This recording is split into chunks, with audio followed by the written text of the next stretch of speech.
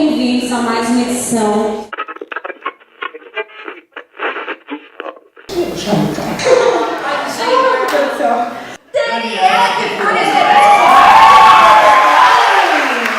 A gente está aqui por causa do livro, né? O mercado do livro não representa o mercado econômico, representa a riqueza cultural de um povo. Vamos homenagear o livro. Mas assim, todo mundo é amiguinho, mas muito no final.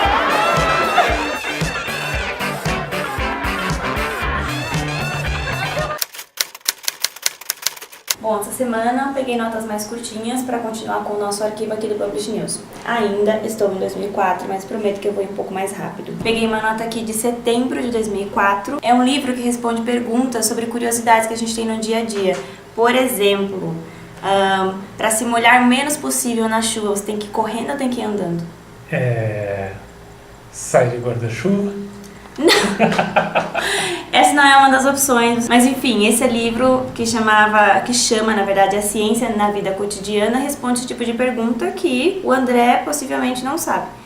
É um livro da Ediouro e eu fui olhar no site da Travessa e é só pedir, tá, sobre encomenda, e você pode ter na sua casa para descobrir se você se molha na chuva correndo ou andando. Eu não sei, mas eu vi no Discovery Channel. Sabe quando o Fantástico passava essas coisas, tipo, tem um programa no Fantástico que fazia testes, né? Aí eles fizeram um teste desse de ir correndo na chuva ou andando na chuva. E aí o primeiro teste disse que andando na chuva se molhava menos. Eu achei meio mentira. Aí eles refizeram um teste na outra semana em outro programa e deu que se você correr na chuva você se molha menos. Eu acho que faz mais sentido. Peguei uma outra nota no dia 1º de setembro de 2004, é uma nota própria do Publish News e o título dela é Metrô de São Paulo realiza o que Borges imaginou. A nota começa com uma frase do Jorge Luiz Borges que diz: sempre imaginei o paraíso como uma espécie de biblioteca. E aí, no dia 1º de setembro, estava sendo inaugurada aqui em São Paulo a primeira biblioteca Embarque na Leitura, que faz parte de um projeto de criação de bibliotecas nas estações do metrô. Aí eu fui procurar para saber se esse projeto ainda continua em pé, e continua. As bibliotecas Embarque na Leitura, elas estão instaladas em alguns metrôs de São Paulo e elas integram o projeto Ler é Saber, do Instituto Brasil Leitor. E aí, para quem quiser saber, tem essas bibliotecas instaladas no Paraíso, que nem diz a nota, no Tatuapé, na Santa Cecília e na Estação Brás. Sem Rio alguém pode viver? Não se pode viver sem. Peguei uma outra nota que fala sobre a SM, ou a entrada da editora SM aqui no Brasil. É uma nota no dia 31 de agosto de 2004. Aí diz: SM inicia a navegação pelos rios editoriais brasileiros. E aí a nota explica como foi rápida a chegada da SM aqui no Brasil, porque ela tinha entrado para cá em fevereiro deste ano, de 2004 no caso, e já em setembro ela já estava preparada para colocar nas livrarias uma coleção com 23 títulos destinados às crianças de diferentes idades. Aí cada título tinha uma cor e essa cor era destinada, sei lá, de crianças de 1 a 3 anos, 5 a 8 anos. E hoje em dia a SM tem o prêmio Barco a Vapor, né? Que é super prestigiado, é um prêmio super importante. Bom, agora para terminar, eu peguei algumas notinhas bem rápidas. Eu vou chamar de notinha mesmo porque são notas de uma linha, que a gente dava notícias rápidas. Cecília Meirelles leilou a casa no dia... Volta.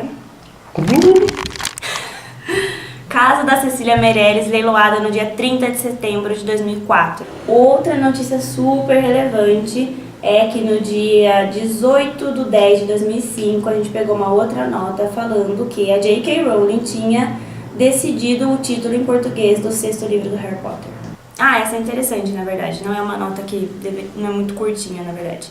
É do dia 7 de janeiro de 2006. Olha só, já avancei um pouquinho na linha do tempo. As ações da Saraiva subiram, na época, 31,17%.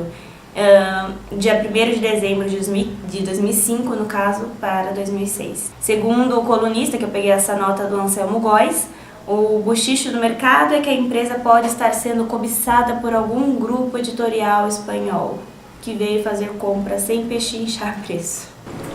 E essa daqui é engraçada. Essa nota também é de 2005 e do dia 4 de julho de 2005, e diz assim: recorda que no ano passado o angolano José Eduardo Agualusa provocou suspiros nas moças que estavam na festa literária de Paraty? Não me recordo. Esse ano, na opinião do colunista, no caso o Anselmo Góes, o troféu Pão Doce deve ir para Anthony Bourdain, o chefe de restaurante do Les Helles?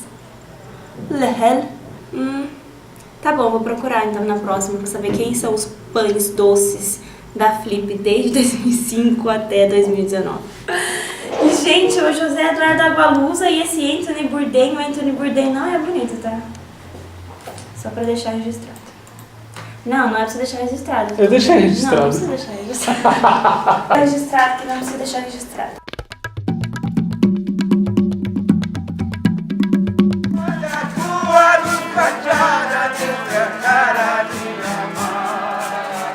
O Fórum das Letras 2016 homenageia Murilo Rubião, uma das principais vozes da literatura fantástica nas Américas. Nesses caminhos de pedra dos 10 anos da Flip, houve sempre uma homenagem.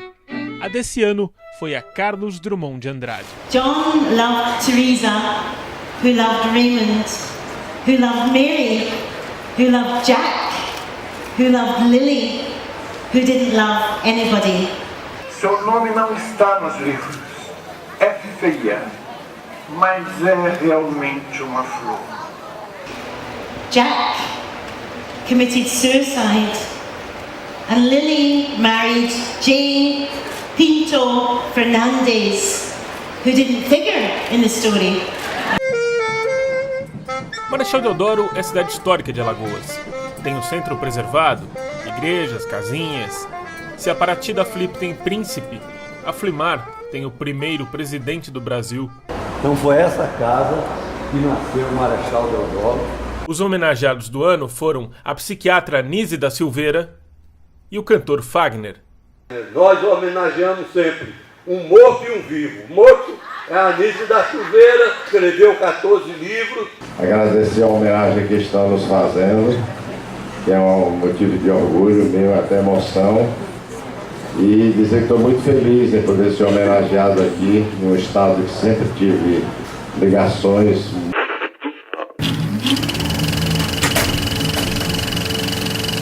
Publish News entrevista o escritor Felipe Sali. Opa, tudo bom? Escritor é muito pouco para dar conta de tudo que você faz, Felipe? Eu costumo me considerar um autor digital, eu falo. Então é uma parte autor que conta histórias, escreve histórias, e também um cara que está sempre na internet descobrindo novas maneiras de conversar com as pessoas e de criar narrativas.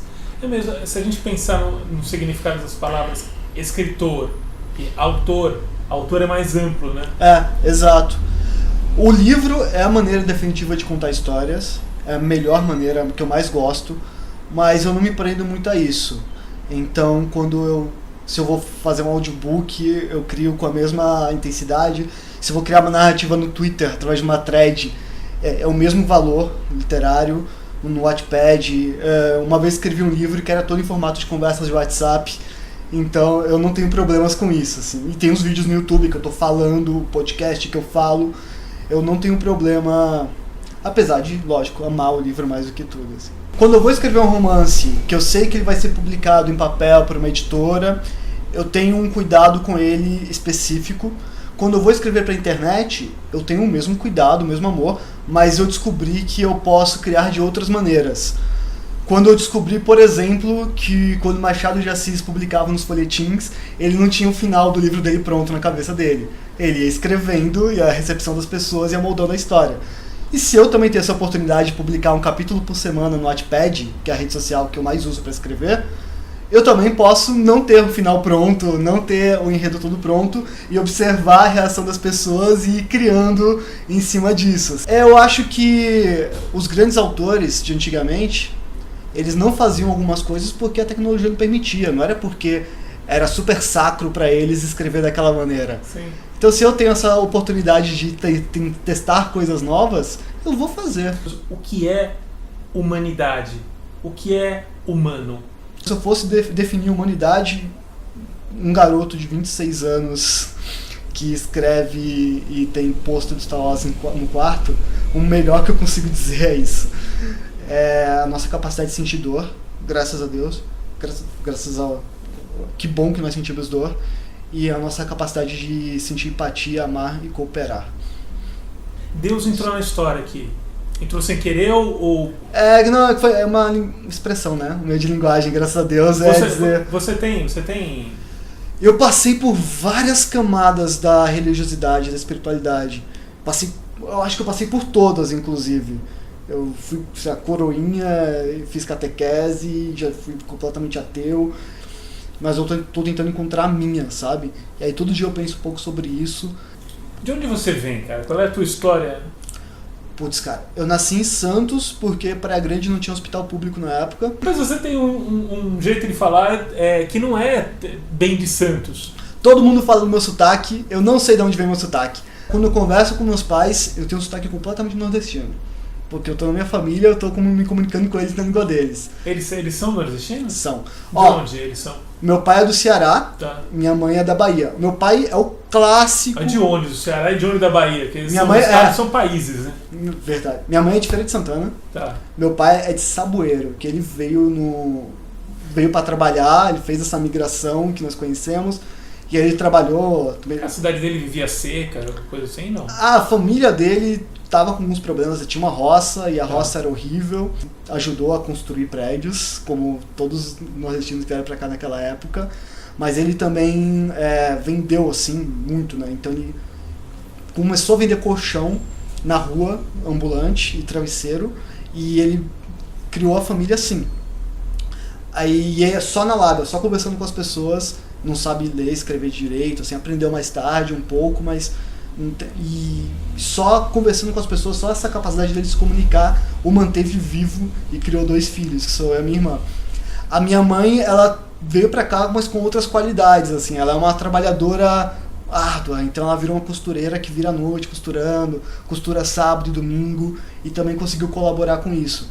E aí, esses são 2 valores que eu percebi que eu levei muito pra mim, e que eu só notei que eu tenho isso comigo depois de adulto, que é o meu pai me ensinou a importância de me comunicar e de saber vender meu peixe, que é algo que fez toda a diferença na minha carreira, porque eu era de Praia Grande e ninguém me conhecia e eu não tinha nenhum contato no mercado, e eu criei esses contatos, chegando para as pessoas me apresentando: eu sou Felipe, tem uma coisa no Wattpad. E minha mãe me ensinou a importância do trabalho duro, de virar à noite quando precisa, continuar assim, no final de semana, domingo, e não abaixar a cabeça para esse tipo de coisa. Eles construíram uma casa num lugar que não era um bairro, era um terreno que ninguém sabia direito quem era o dono. Eu estudei com pessoas que tiveram muito menos sorte do que eu, porque eu lembro que tinha gente que não tinha saneamento básico em casa e tal.